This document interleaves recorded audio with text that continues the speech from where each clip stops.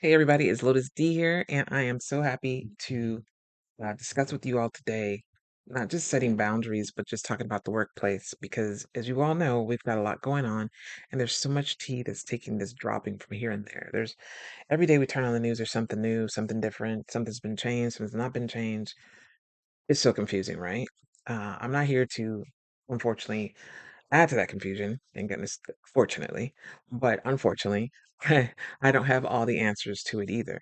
But I do have a couple of different things that I can think of that hopefully will help you all be able to monitor or even better to get through your day at work. Because as you all know, when it comes to the workplace or the job, if you are there and you're on site and not remote, and sometimes even remotely, you have to deal with people calling you.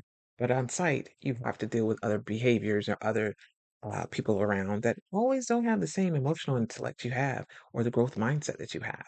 So, that being said, let's go and get into it. First things first. Those of you who have been following me for a while, thank you so very much. And thank you for unwinding with me today. But those of you who have been watching my last three, uh, one was a short. I think I had two shorts in one video or something to that degree, but either way, it was self-worth. And then I had another one that was self-empowerment. I had some people that I've been using as a topic that become my inner voices, if you will.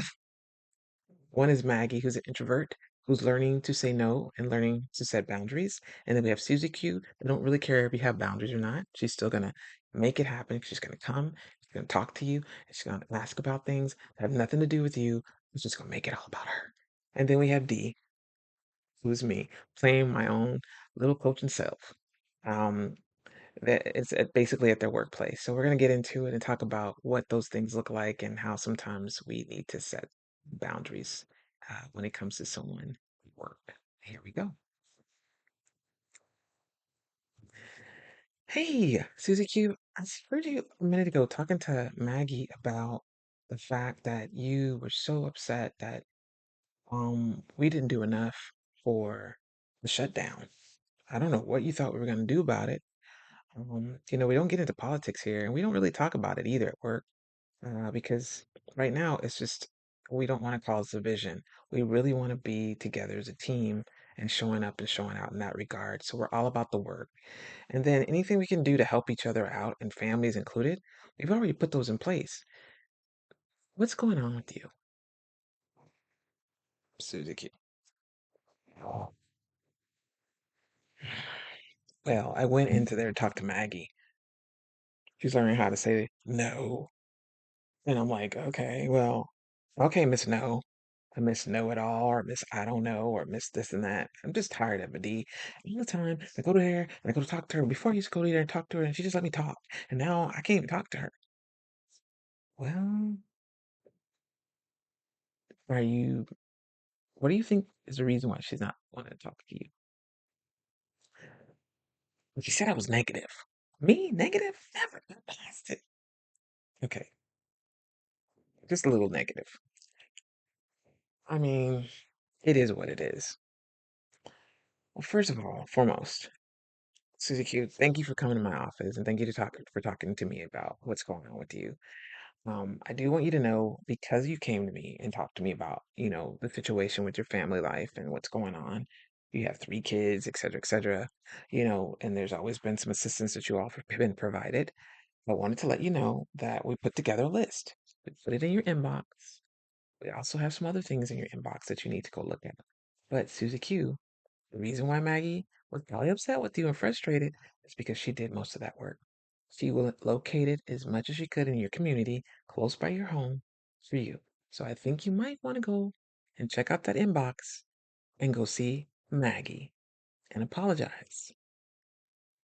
Just saying. Or do whatever you wish. But do know that we took it into retrospect. We really did, you know, want to make sure we helped you as a team, as a community, and not just you. There were other people too. So we actually have a list that I went put together, Maggie put together, and a couple other people helped out with in order to ensure that everyone has a place near their home that they can go to if they need anything for their fridge, their freezer, or whatnot throughout the month, just in case it keeps on going up and down. We keep getting confused and we're not sure. All right? Are you serious? Oh, I feel so bad. B, I thought, I know you're gonna tell me I never check my inbox, and you're right, and I gotta get better. And apparently, I gotta get better now. Um, I know that there's been so much going on out here, and let's just be honest, I haven't been a really good team player lately.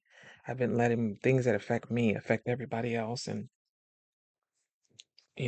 and I think I'm gonna apologize to Maggie for sure. Not because she put a list together, but because I keep breaking her boundaries that she set. And we used to be really good friends. And I know you probably don't want to hear this either, but I'm gonna do what I need to do. Sounds great. Talk to you later, because you know me, I gotta get back to work.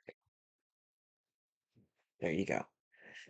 It's just this way, guys. When it comes to people you work with, you're gonna see them more than you do anybody else. So take the time to be genuine, but be honest.